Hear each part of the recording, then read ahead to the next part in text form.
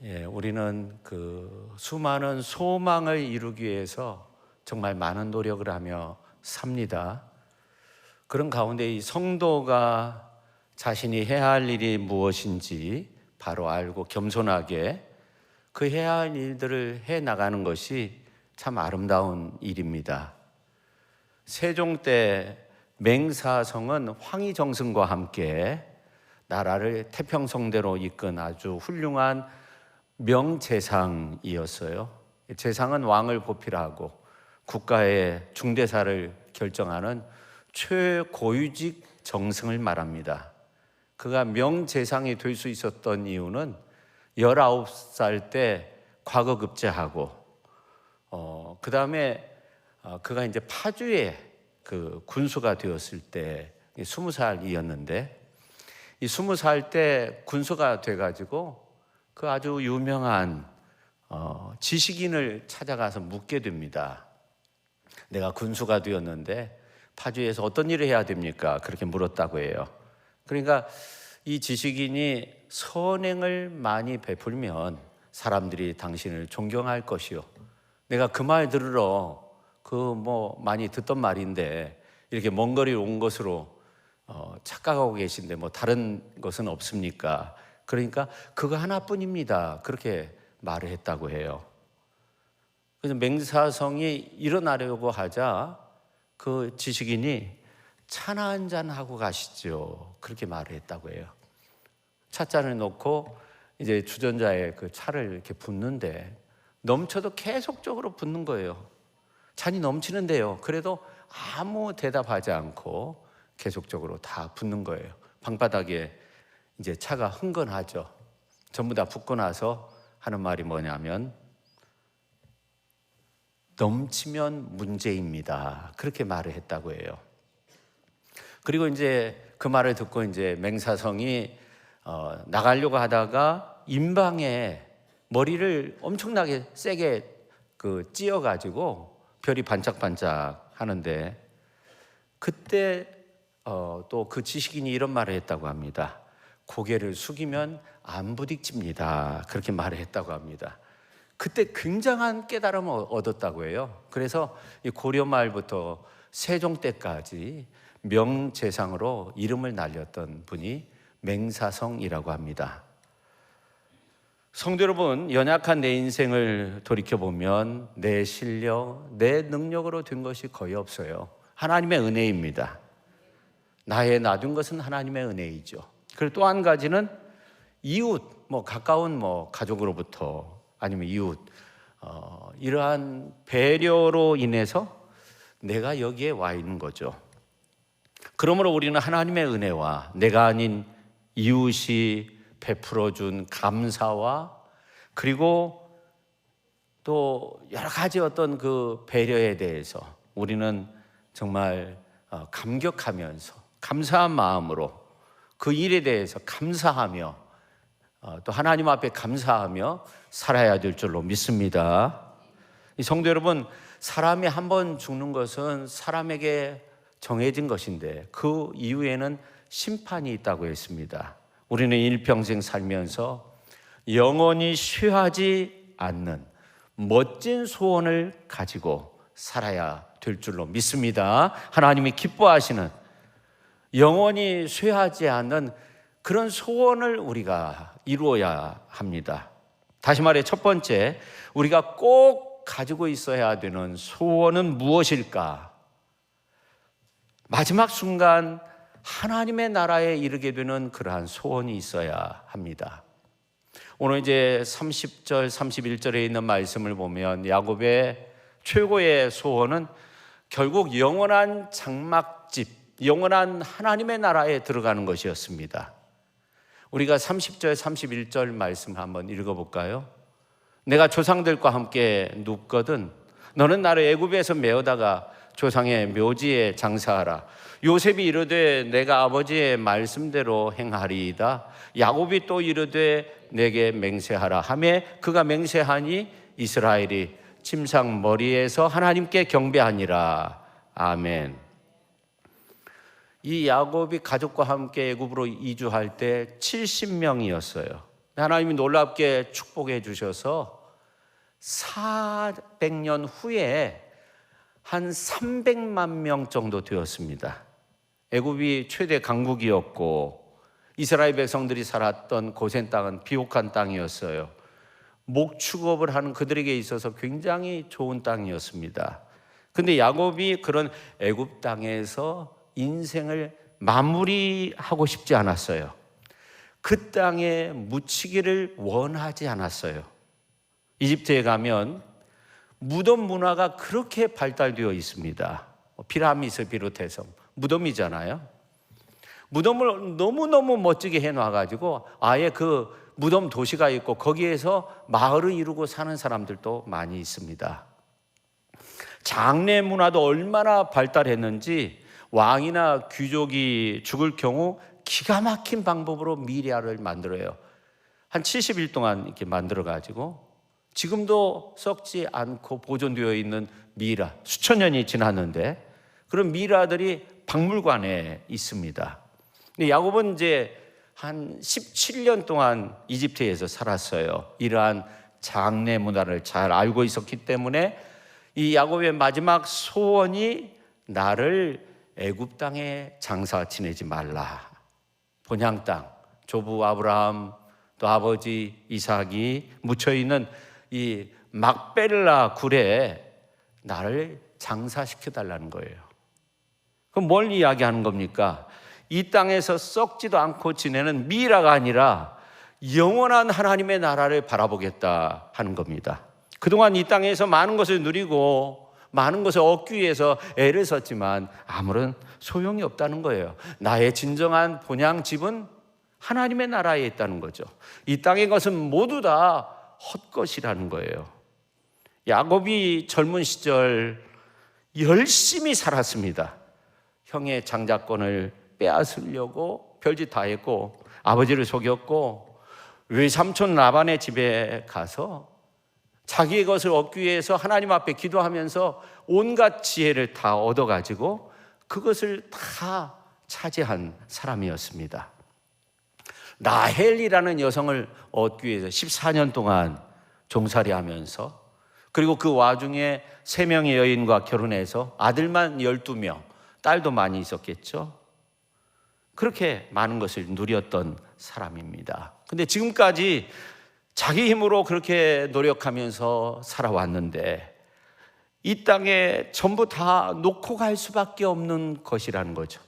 아무것도 자기의 것이 없는 거예요. 결국은 하나님의 나라와 하나님의 언약의 말씀과 하나님의 품 안에 있는 것, 이것이 자기에게 남는 것이었습니다. 말기암 환자에게 사망 판정을 내리는 여의사가 있었는데 김요한이라는 그런 여의사가 죽기 전에 더 늦기 전에라는 책을 썼는데 이 책에 보면 사람이 죽을 때를 알면 사람이 좀 현명해진다는 거예요. 놀라운 것은 치매가 있는 사람도 죽음의 때를 알면 현명해지고 바른 판단을 일시적으로 하게 된다는 거예요. 그래서 이 중세 시대 수도사들은 메멘토 모리, 죽음을 기억하라라는 그런 인사말을 했다고 합니다. 한번 해볼까요? 옆에 분한테 메멘토 모리. 잘 못 알아들으니까 죽음을 기억하십시오. 예. 야곱이 정말 심령이 가난한 사람이었어요. 이 땅에서 천국을 소유하고자 했던 그런 심령을 가지고 있었어요. 여러분, 이 땅에서 많은 것을 추구하지만 궁극적으로 여러분의 심령이 가난합니까? 하나님의 나라에 대한 소망이 여러분에게 있습니까? 하나님의 나라를 생각하면 저절로 찬양이 나오고 기쁜 마음이 듭니까? 어떻습니까? 이 땅에서 우리가 가져갈 수 있는 것은 아무것도 없어요. 우리가 이 땅에서 누리고 그동안 준비한 모든 것들은 어차피 다 내려놓고 갈 수밖에 없어요. 예수님이 십자가상에서 다 이루었다 그렇게 말씀하셨지만 그때 예수님의 모습은 겉옷부터 속옷까지 다 벗겨져서 그리고 물과 피를 완전히 다 쏟으신 가운데 마지막으로 내 영혼 아버지의 손에 의탁합니다라고 말씀하시고 숨을 거두셨어요. 예수님은 십자가 상에서 아무것도 가진 것도 없고 극심한 고통 가운데 숨을 거두셨지만 언약의 말씀을 다 이루셨어요. 저와 여러분이 정말 원해야 할 거, 하나님 앞에 가져갈 수 있는 것이 뭐냐면 하나님을 기쁘시게 하는 것 외에 뭐가 있겠어요? 야곱이 죽음의 경각 앞에서 이것을 깨달았어요. 마지막 순간, 마지막 때가 되어서 이것을 깨달았어요. 그 침상머리에서 하나님께 경배하게 되잖아요. 존 메가더 목사님이 이런 말씀을 했어요. 우리가 죄의 저주 아래 사는 동안 이 세상에서 알았던 그 어떠한 즐거움도 천국의 기쁨과 비교하면 사소한 유희일 뿐이다, 그런 말을 했어요. 이 세상에서 즐기는 어떠한 기쁨도 천국의 기쁨과 비교하면 사소한 거예요. 천국의 기쁨, 하나님 아버지의 품에서 누릴 영광은 이 땅의 그 어느 것과도 비교할 수 없는 아주 위대한 겁니다. 성도 여러분, 하늘나라에 대한 소망이 있습니까? 하나님의 영광을 맛본 이 바울이 무슨 고백을 합니까? 이 세상에서 취한 그 모든 것들이 배설물과 같다고 그렇게 고백을 합니다. 우리는 이 세상에서 많은 것을 소유하지 못해도, 많은 것을 누리지 못해도 괜찮다, 오히려 시원하다, 그런 마음을 품고 하늘의 소망을 품고 그 가운데서 살아갈 수 있어야 하는 거예요. 예수님의 소원이 무엇입니까? 예수님의 궁극적인 소원은 오늘 저와 여러분들이 하나님과 함께하고 하나님의 품 안에 있고 예수님의 영광을 바라보면서 사는 것이었습니다. 아버지께서 내게 주신 사람들도 내가 있는 곳에 나와 함께 있게 하여 주시고 창세 전부터 아버지께서 나를 사랑하셔서 내게 주신 내 영광을 그들도 보게 하여 주시기를 빕니다. 세번역 성경으로 요한복음서 17장 24절 말씀에 나와 있어요. 예수님이 그 하늘 영광을 바라보고 있기 때문에 이 땅의 모든 것에 얽매이지 않고 우리를 위해 기꺼이 십자가상에서 물과 피를 흘리면서 자신의 목숨을 우리를 위해 희생시킨 거죠. 그 하늘 영광이 얼마나 찬란하면 예수님이 그 엄청난 십자가의 고난을 그냥 감당했잖아요. 저는 우리 모두가 영원한 하나님의 영광과 소망을 갖게 되는 그러한 축복의 사람들이 다 될 수 있기를 예수님의 이름으로 축원합니다. 이 땅에 너무 얽매이지 말고 그 작은 것 때문에 목숨 걸지 말고 이 땅에 놓고 갈 것 때문에 괴로워하지 말고 영원한 하나님의 나라의 영광을 바라보면서 살아가시는 그런 귀한 성도님들 우리 모두가 될 수 있기를 예수님의 이름으로 축원합니다. 두 번째, 이런 우리가 추구해야 할 소원의 목적은 무엇이어야 합니까? 하나님께 예배하는 것이어야 합니다. 다시 말해 우리가 하늘나라를 소망하면 궁극적으로 어떤 목적을 추구해야 하느냐? 예배하는 기쁨이 있어야 합니다. 오늘 31절 말씀을 보면 야곱이 또 이르되 내게 맹세하라 하매 그가 맹세하니 이스라엘이 침상머리에서 하나님께 경배하니라, 그렇게 말씀하고 있어요. 지난 목요일에 정말 뜻깊은 장소를 다녀왔습니다. 천상의 정원입니다. 경관도 아주 멋지지만 사람이 이렇게 들어가 봤자 한 평 반이니까 5사람 정도 들어갈까 말까 한 그런 세상에서 가장 작은 교회가 있더군요. 제가 이렇게 검색을 해보니까 정말 가장 작은 교회입니다. 기네스북에 올라 있는 것은 아닌 것 같은데 아무튼 근데 정말 세상에서 가장 멋진 기적을 체험한 사람들에 의해서 세워진 정말 멋진 교회입니다. 그 교회를 세운 배경이 2009년 3월 28일 오후 4시에 그 교회가 세워진 곳에 산불이 난 거예요. 손광자 씨가 길에서 낙엽을 긁어 모아다가 태우는 그런 과정 속에 불티가 옮겨져서 산에 불이 붙은 거예요. 김준영 씨가 소화기 2대를 들고 왔는데 소용이 없는 거예요. 벌겋게 타오르는 이 불길을 쳐다볼 수밖에 없는데 그 불길 한가운데 예수님이 서 계신 모습을 보게 된 거예요. 자색천을 어깨에 둘렀고 맹렬히 타오르는 불꽃 속에서 아주 평온한 모습으로 예수님이 서 계시는 거예요.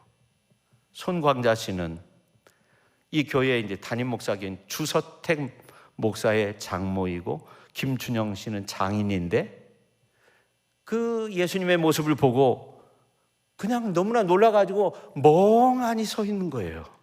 근데 그 큰 불길이 예수님 쪽으로 막 몰린 거예요. 그리고 갑자기 불이 다 꺼진 거예요. 그리고 예수님이 사라졌어요. 그런데 이때 몸에서 변화가 생겼다고 해요. 대상포진을 앓고 있었던 김준영 씨 완전히 치유함을 받았고, 손광자 씨 천식으로 앓고 있었는데 천식도 나았다고 합니다. 오늘 우리의 삶 속에도 불같은 시험이 있을 수 있지만 그런 놀라운 치유의 역사가 나타날 수 있기를 예수님의 이름으로 축원합니다. 근데 그곳에서 우리가 그 교회 옆에서 함께 오랜만에 야외 예배를 드리고 왔어요. 오늘 31절 말씀에도 보면 야곱도 나오고 이스라엘도 나옵니다. 같은 인물입니까? 다른 인물입니까? 같은 인물이죠. 근데 성경은 이 야곱의 이름을 갑자기 이스라엘로 바꿔 말하고 있어요. 또 나중에 또 야곱으로 말하기도 해요. 이것은 야곱 개인이 이스라엘 민족 전체를 향해 보여주고 싶은 것이 있었다는 거죠. 그게 뭘까요? 하나님께 경배하는 거, 하나님께 예배하는 거. 내가 죽는 순간에도 하고 싶었던 최고의 것이 있다고 하면 하나님께 예배하는 것이다 하는 겁니다.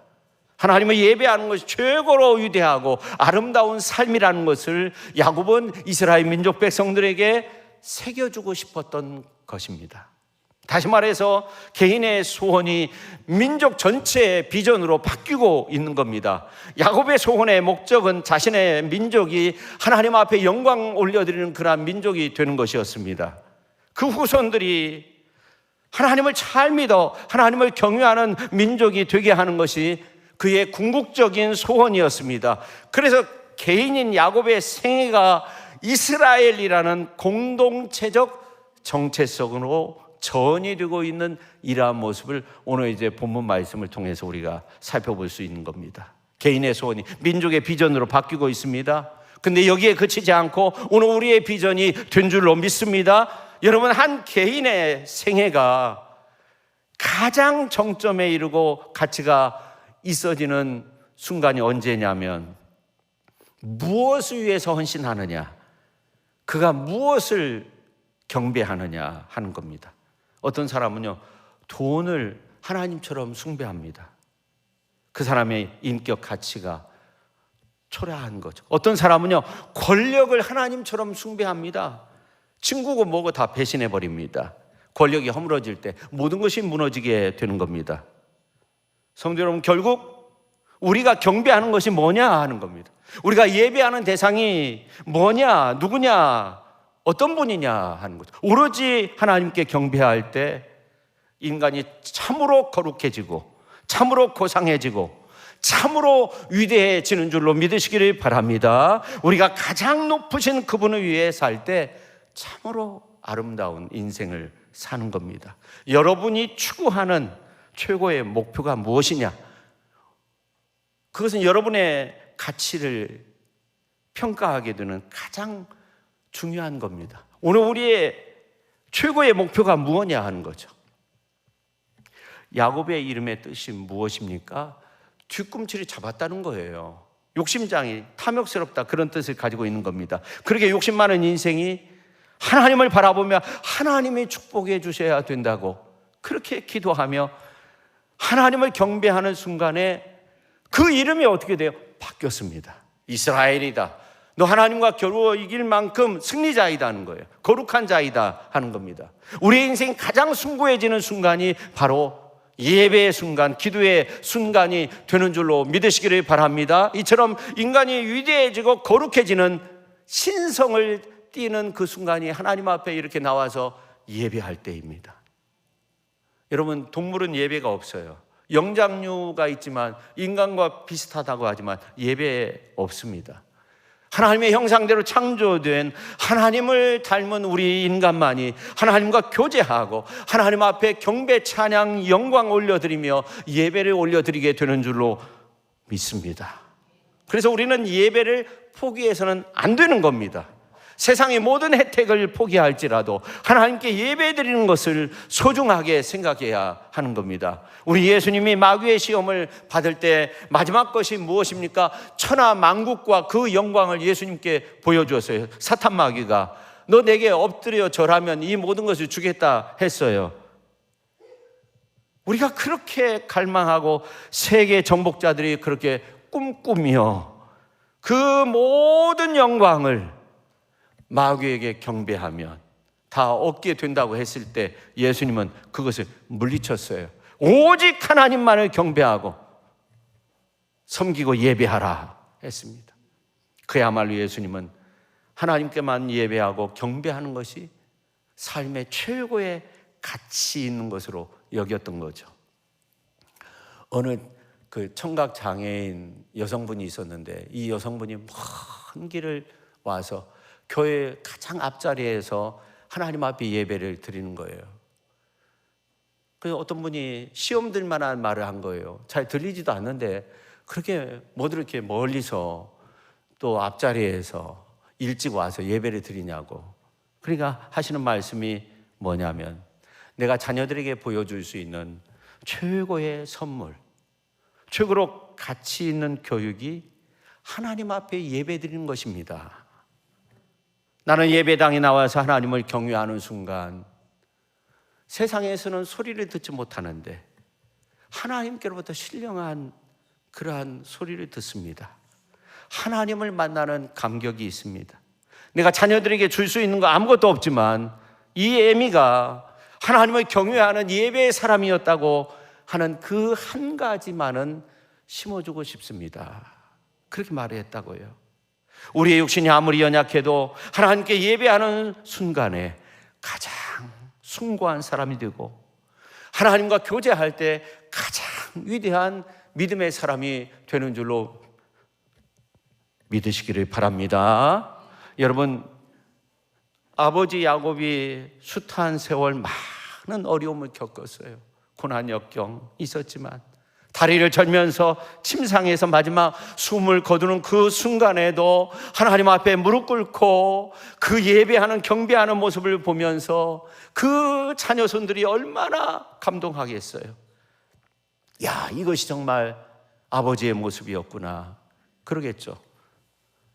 근데 후일에 이스라엘이 무슨 막 위대한 큰 민족이 되고 뭐 엄청난 나라를 정복하고 그런 것은 아니었어요.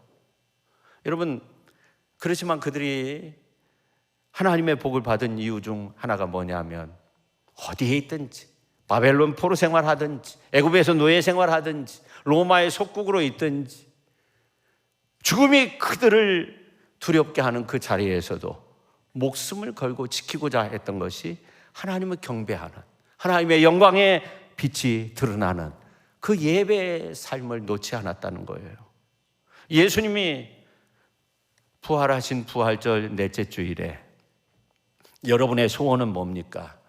예배를 통해 우리가 하나님의 선하심을 맛보아 알면 우리는 하나님께서 주신 그 복을 누리게 될 줄로 믿습니다. 우리의 연약한 육체가 치유되고 우리의 문제가 해결 안 받고 우리에게는 새로운 소망이 생겨나게 될 줄로 믿습니다. 여러분, 이사야서 40장 31절에 보면 오직 여호와를 앙망하는 자는 새 힘을 얻는데 여러분, 앙망한다는 것은 하나님을 경외한다, 하나님을 예배한다는 겁니다. 우리가 하나님을 예배할 때 하나님께서 우리에게 새로운 힘과 새로운 능력을 더하여 주시는 줄로 믿으시기를 바랍니다. 우리가 예배할 때 저와 여러분의 근본적인 문제가 해결함을 받고, 또 하나님께서 강력한 능력의 손으로 붙잡아 주셔서 이 땅에서 안전하게 살아갈 수 있게 하고, 여러분, 예배에 성공하면 결국 인생에 있어서 우리가 성공하게 되는 겁니다. 우리 인생의 최고의 날이 언제 있냐면, 내 재능을 다해서, 내 달란트를 다해서, 내 소유를 다해서, 내 힘을 다해서 하나님을 예배하고 영화롭게 하는 그 순간이 있죠. 만약 그때가 있다면 우리 인생은 정말 고귀하고 가치 있는 일을 경험하고 있는 겁니다. 내 삶이 이렇게 정말 아름답구나 하고 우리가 놀라게 될 거예요. 로마에 가면 카타콤이 있죠. 여러분 잘 아시죠? 근데 그 규모가 얼마나 큰지 정확히 알 수가 없다고 해요. 10층 막 20층 이렇게 지하로 내려가니까 끝도 없는 거예요. 근데 이제 그 카타콤에 대한 그런 이야기들이 많이 있는데, 그 카타콤의 입구가 발견이 돼가지고 로마 군인들이 그 속에 들어가가지고 크리스찬들을 끄집어낸 거예요. 그리고 그들을 이제 원형 경기장 십자가에 매달아 놓은 거예요. 근데 쉽게 목숨이 끊어지는 경우도 있지만 목숨이 끊어지지 않고 있는 분들도 있었다고 해요. 깊은 밤이 되었어요. 앞에서 지키던 로마의 병사들은 다 사라지고 그 어둠 속에서 누군가 그 십자가에 매달려 있는 그 사람들을 보기 위해서 오는데, 십자가에 매달린 사람이 보니까 자신의 아들과 딸들이 이렇게 엄마 아빠 하면서 울면서 오는 거예요. 자녀들이 울고 있는데 처참하게 십자가에 매달려서 말을 해요. 보통 사람들은 얘들아, 예수님 믿는 거 너무나 고통스럽다. 너희들은 이 고생하지 말고 평안히 돌아가거라. 이제 밝은 곳에 나와서 살아라. 그렇게 말해야 될 텐데, 얘들아, 예수 믿는 것은 참으로 영광스러운 일이란다. 너희들은 무슨 일이 있어도 예수 믿는 거 포기하지 말라. 예수님이 사망 권세를 깨치고 부활하신 것처럼 우리들도 언젠가는 부활하게 될 것이다. 잠시 후에 저 영원한 나라에서 우리가 다시금 만나게 될 것이다. 그렇게 말을 했다는 거예요. 우리의 궁극적인 소원이 무엇입니까? 우리는 결국 이 땅의 모든 영광을 다 내려놓고 언젠가는 하나님 앞에 설 수밖에 없는 겁니다. 다시 말해, 우리는 하늘나라 밖에는 우리의 소망을 다른 데 두어서는 안 되는 사람들인 거죠. 그러므로 이 땅에서 사는 날 동안 하나님께 예배하는 그 순간을 영원한 가치가 있는 순간으로 알고 그것을 위해서 우리가 힘써야 되는 겁니다. 먼저 그의 나라와 그의 의를 구하면 우리 하나님이 이 모든 것까지도 우리에게 더하여 주신다고 했습니다. 여러분, 영원한 가치 있는 그 일에 여러분의 삶을 걸고 그렇게 아름답게 예배자의 삶을 살아가실 수 있기를 예수님의 이름으로 축원합니다. 그 다음에 세 번째, 우리의 소원을 이루실 분이 누구시냐 하는 거죠. 내가 사랑하는 사람, 내게 은혜 베푸는 사람 때문에 우리의 소원이 이루어지는 경우가 참 많이 있어요. 오늘 이제 29절에 보면 야곱이 요셉을 불러놓고 하는 말이 굉장히 독특해요. 이 중반절에 있는 말씀을 한번 보세요. 이제 내가 내게 은혜를 입었거든, 그런 표현을 해요. 보통 아버지가 자녀한테 내가 너희들한테 이렇게 해주었으니까 이제 마지막으로 내 소원 하나 들어줘, 그렇게 말하면 좋을 텐데 내가 너에게 은혜를 입었거든, 그렇게 표현하고 있어요. 내가 은혜로 산다는 그런 말입니다. 여러분, 이 말이 굉장히 중요한 말입니다. 야곱은 온통 은혜밖에 몰랐던 그런 삶을 살았어요. 여러분, 우리가 이 땅에 태어날 때요, 핏덩어리로 태어나서 어머니 품에 안겨서 생명이 유지되고, 그리고 마지막 숨 넘어갈 때까지 누군가는 나를 지켜줘야 되고, 우리를 땅에 묻는 것도 다른 사람의 손길로 인해서 묻혀지게 되는 거죠.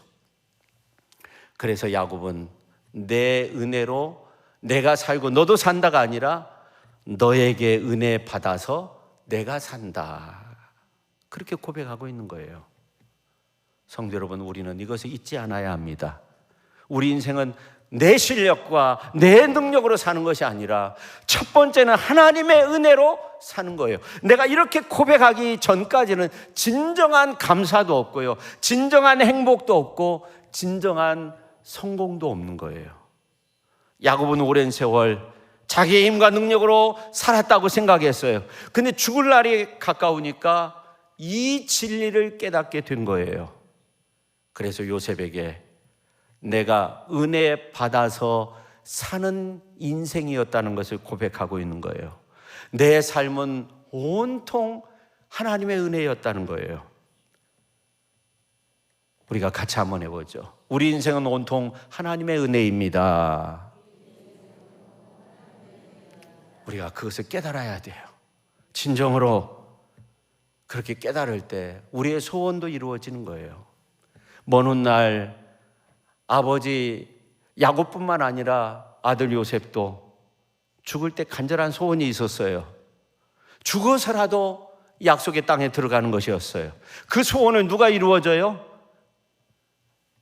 하나님이 이스라엘 백성들을 출애굽시킬 때 그 형제들의 자녀손들이 요셉의 뼈를 들고 출애굽해요. 그 바쁜 가운데. 여러분, 내가 은혜를 베풀면 결국에 소원을 이루는 역사가 나에게 오는 줄로 믿으시기를 바랍니다. 어떤 손길을 통해서든지 그런 거예요. 은혜 베풀면 은혜의 역사가 나에게 오는 거예요. 예수님도 제자들 위해 끊임없이 기도하고, 예수님이 십자가 상에 죽으셨을 때 다 뿔뿔이 흩어졌어요. 그렇지만 예수님이 부활하시고 난 다음에 나타나셔서 막 책망하고 그런 것이 아니에요. 너에게 평안이 있을지어다 하면서 그들을 격려하고 소망을 갖도록, 네가 나를 사랑하느냐 하면서 사명을 주셨어요. 그래서 나중에 예수님의 소원이 뭐예요? 예수님의 소원을 이룬 사람들이 누구예요? 땅끝까지 이르러 내 증인이 되리라 하시는 그 예수님의 소원을 이룬 사람이 그 제자들이었습니다. 여러분의 삶의 현장에서 여러분 옆에 계신 분을 한번 봐보세요. 그분이 누구든지 사실은 여러분의 소원을 이루어줄 사람임을 믿으시기를 바랍니다. 성도 여러분, 우리는 은혜 받은 성도로 은혜의 통로가 되어야 합니다. 축복의 통로가 되어야 합니다. 우리가 가는 곳곳마다 가정이 변하고 직장이 변하고 이 나라가 변하고 세계 열방이 변화되어 모든 열방이 하나님 앞에 엎드리고 소원을 이루실 하나님을 노래하며 찬양하며 하나님 앞에 영광 올려드릴 그날을 바라보면서 오늘 우리가 은혜의 통로, 오늘 우리가 축복의 통로가 되어야 할 줄로 믿습니다. 여러분, 시편에 있는 말씀 보면 여러 곳에서 여호와를 기뻐하라, 그가 내 마음의 소원을 내게 이루어 주시리로다, 그렇게 말씀하고 있어요. 시편 37편 4절에 그렇게 말씀하고 있는데, 하나님을 기뻐하는 그런 훌륭한 믿음의 사람으로서 우뚝 서서 진정 하나님의 큰 구원의 역사를 이루시고 또 축복의 통로로서 아름답게 설 수 있는 훌륭한 그 소원을 다 이루어 가시는 위대한 하나님의 사람들이 다 될 수 있기를 예수님의 이름으로 축원합니다. 기도하겠습니다. 하나님 아버지, 감사드립니다. 오늘 또 이렇게 저희들의 발걸음을 인도해 주셔서 이 야곱의 마지막 소원이 무언가 하는 것들을 살펴보며 우리가 많은 것들을 생각하고 우리가 가져야 할 삶의 목적, 또 우리가 가져야 할 삶의 태도, 이러한 것들을 생각해 보았습니다. 아버지 하나님, 변치 않는 그 하나님의 은혜 아래 내가 있음을 깨닫게 하시고, 그 은혜 아래에서 축복의 통로로서, 은혜의 통로로서 그렇게 아름답게 사는 위대한 믿음의 사람들이 다 되게 하여 주옵소서. 예수님의 이름으로 기도하옵나이다. 아멘.